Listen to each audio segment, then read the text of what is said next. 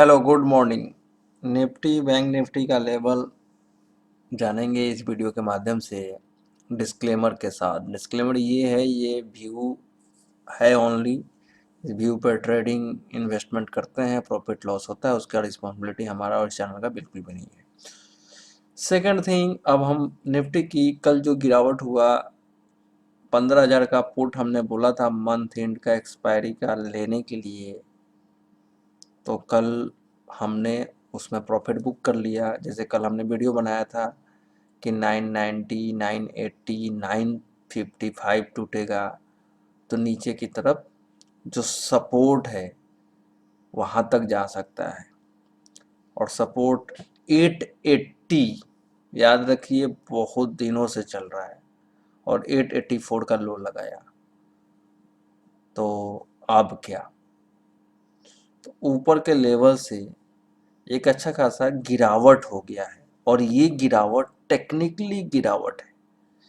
ये बुल के हाथ में अभी भी मार्केट है, और उसी कारण से स्टॉक स्पेसिफिक बाइंग अपॉर्चुनिटी की बातें मैं कर रहा था, और वही होते हुए दिखेगा आज जिस तरीके से SGX निफ्टी दिखा रहा है। गैप अप खुल जाएगा तो फिर स्टॉक स्पेसिफिक तेजी मंदी करेंगे। अभी हम कोई तेजी मंदी गैप अप के केस में इंडेक्स में कोई बाइंग अपॉर्चुनिटी नहीं ढूंढेंगे, लेकिन अगर इंडेक्स स्ट्रॉन्ग रहेगा तो स्टॉक स्पेसिफिक बाइंग करने का हिम्मत ज़्यादा रहता है। तो स्टॉक की बात मैं करूँगा, उस स्टॉक को देखना चाहिए। बहुत सारे अच्छे स्टॉक हुए हैं खरीदने के लिए, लेकिन इंडेक्स का लेवल अब कहाँ जाके रुकेगा और कौन से लेवल को देखना चाहिए। तो इंट्राडे ब्रेकआउट लेवल 14,935 का है, 14,935 का। अगर गैप अप खुलता है और इस लेवल पे आता है और थोड़ा सा भी मोमेंटम आपको अच्छा लगे, मीन्स टेक्निकली वहाँ अच्छा लगेगा 940, तो आप कल के लो का स्टॉप लॉस लगा के बाइंग अपॉर्चुनिटी ढूंढ सकते हैं, अगर इंडेक्स में ही ट्रेड कंपलसरी करना है तो। क्योंकि इस मूव का फिर से एक ऊपर की तरफ मेजर रेजिस्टेंस जो फेस करेगा ऊपर में 15,091 का, 15,091, सॉरी ऊपर का जो लेवल, हाँ 15,091 का। जब तक 15,091 पार नहीं करता है तब तक हम कोई बड़ी तेजी की बात नहीं करेंगे।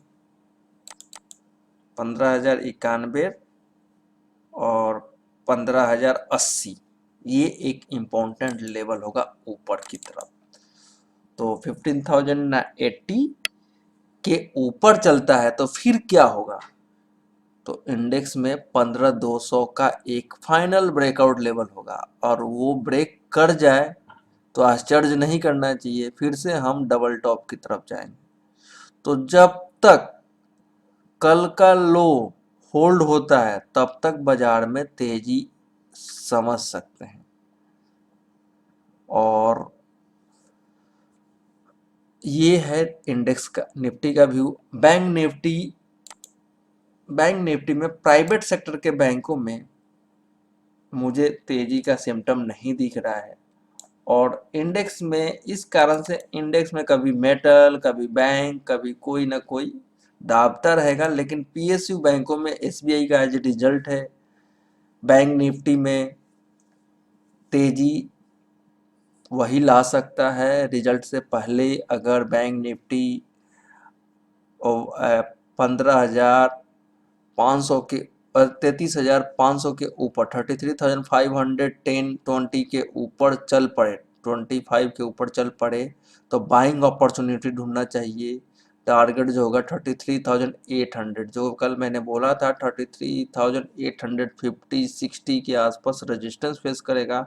तो आपने देखा इंट्राडे में 833 का हाई लगने के बाद अच्छा खासा गिरावट हुआ।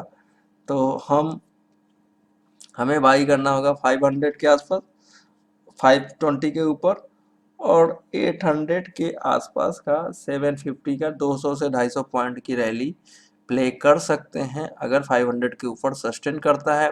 उसमें एक्सिस बैंक, आईसीआईसीआई बैंक को देखना है।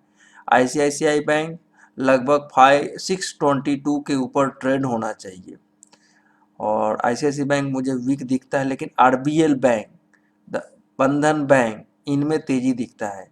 और आपका एचडीएफसी बैंक में भी वीकनेस है, सेल ऑन राइज वाला स्टॉक हो गया है, लेकिन 1440 के ऊपर जाता है तो इंट्राडे में पुल बैक देखी जा सकती है। इस कारण से बैंक निफ्टी में भी पुल बैक देखी जा सकती है। तो ये ओवरऑल बैंक निफ्टी और निफ्टी का व्यू है। सिंपल सा स्ट्रेटजी ये है कि स्टॉक स्पेसिफिक हम बाइंग अपॉर्चुनिटी ढूंढेंगे, गैप अप गैप डाउन के केस में हमें अवॉइड करना चाहिए इंडेक्स।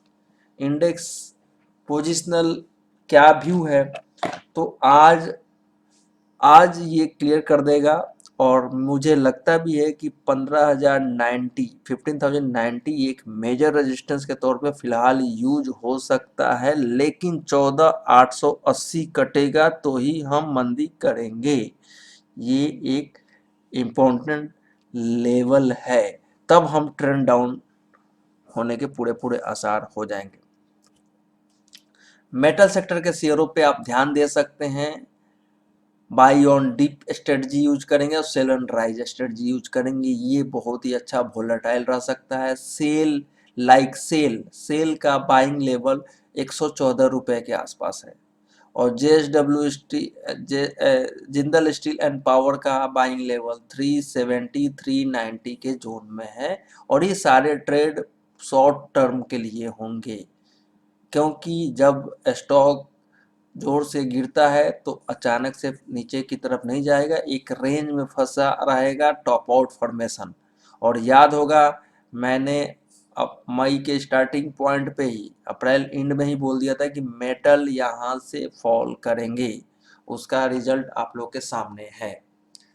तो और टॉप आउट फॉर्मेशन होता है जिसमें नए नए हाई भी लगते हैं और फिर गिरता है, और वही हुआ। एक फर्स्ट वीक तक, मई के फर्स्ट वीक तक मेटलों में जोर जोर से तेजी हुई, और फाइनली वो अब गिर रहे हैं। लेकिन गिर रहे हैं तो ये कोई ऐसा नहीं है, बिटकॉइन नहीं है कि क्रैश कर जाएगा 30-30% एक दिन में।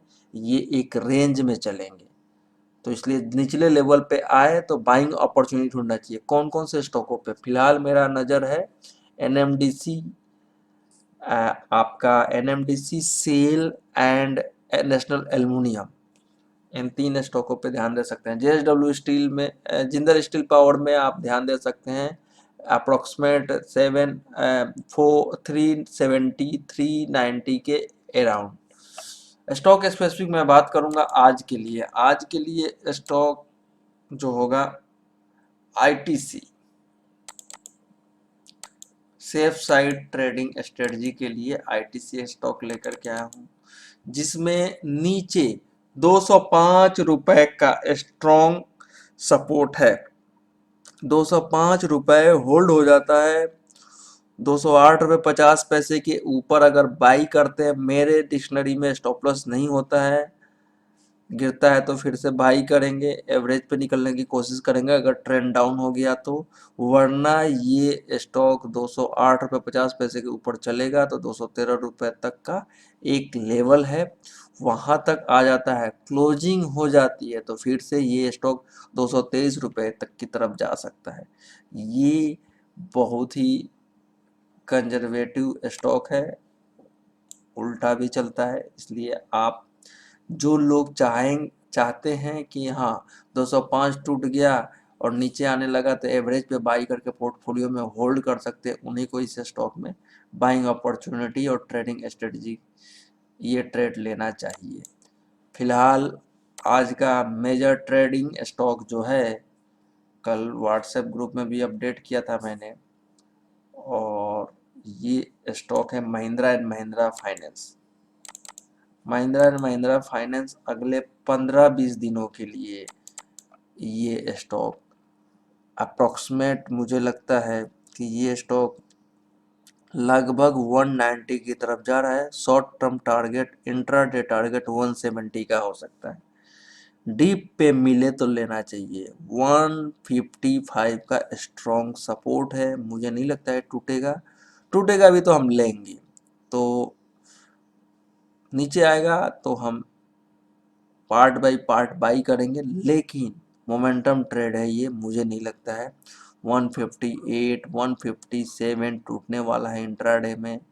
162.50 पैसे के ऊपर 165 और 165 टूटते ही 170 के टारगेट आ सकते हैं। मोमेंटम ट्रेडिंग क्या ये स्टॉक बनता है।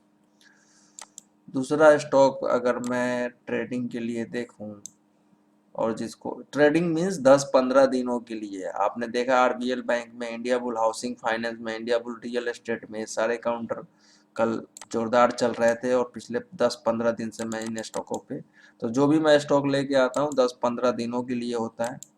और फिर मैं रिपीट नहीं करता कि हाँ आप इसमें प्रॉफिट बुक कर लीजिए, जहाँ आपको लगे प्रॉफिट बुक कर लीजिए। डाउन साइड बिल्कुल भी नहीं रहता है, 2 से 3 4 5% मैक्सिमम डाउन साइड होता है, और प्रॉफिट आप जब तक उसको ट्रेल करेंगे आप कमा सकते हैं।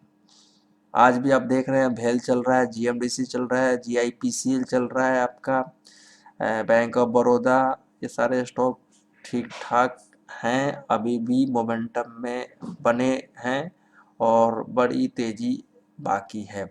उसी तरीके से इंडिया बुल हाउसिंग फाइनेंस, ऐसे बहुत सारे स्टॉक हैं जिसको मैं एनालिसिस करके भूल छोड़ देता हूँ। आप लोग अपने अकॉर्डिंग ट्रेड करते रहिए। ओवरबॉट जोन निफ्टी के इस लेवल पे ज़्यादा पोर्टफोलियो में भर के भी नहीं रखना है, थोड़ा थोड़ा प्रॉफिट जिनमें मिले निकलते रहिए। और जो डिफेंसिव बाइंग है, फिलहाल अभी जो स्टॉक आ रहे हैं like Mahindra and Mahindra finance, उनमें से निकल रहे हैं, तो ये सारे शेयर देख सकते हैं। अगर मैं बात करूं बंधन बैंक का, तो बंधन बैंक ने 296 पे ब्रेकआउट देना है और मुझे लगता है आज इसके ऊपर ही क्लोज करेगा, तो मेजर टारगेट 313 रुपए का बनता है। 313 रुपए का टारगेट के लिए बाइंग अपॉर्चुनिटी ढूंढ सकते हैं। और नीचे का जो मेजर सपोर्ट है 276 लॉन्ग टर्म सपोर्ट है, ये नहीं टूटना चाहिए। कल इस स्टॉक में बाइंग हुआ है 100% वॉल्यूम के साथ में। इम्पोर्टेंट मूविंग एवरेज 8 दिन और 13 दिन का बुलिश क्रॉसओवर होने की तैयारी आज हो रही है। और 20 डीमा 305 रुपए के ऊपर जैसे जाएगा सबके रडार पे आ जाएगा टेक्निकल वालों का, और फिर 327 रुपए तक के टारगेट दिखेंगे आने वाले टाइम में। फिलहाल 313 रुपए का target as for Gann level analysis मुझे दिखता है, तो मैं इसको बाइंग अपॉर्चुनिटी के तौर पे देखने वाला हूँ। तो इसी के साथ इस वीडियो को यहीं पे वाइंड अप करेंगे। वीडियो अच्छा लगे तो लाइक कीजिए, शेयर कीजिए, कमेंट कीजिए कैसा लगा। कोई स्टॉक स्पेसिफिक सवाल हो तो आप पुट कर सकते हैं। और डिस्क्लेमर याद रखिए, ये मेरा एजुकेशनल व्यू है।